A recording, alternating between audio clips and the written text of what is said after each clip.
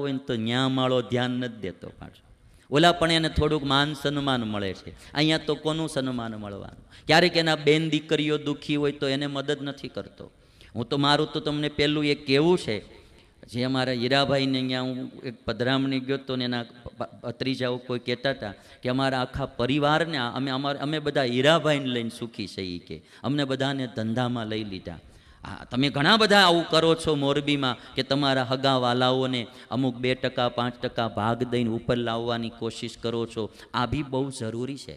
ઘણીવાર માણસ બહાર કામ કરતો હોય, ત્યાં થોડું માન સન્માન મળતું હોય, ઘરના સભ્યો માતા પિતા એ દુઃખી થતા હોય તો પછી એની સેવા ન કરતા હોય.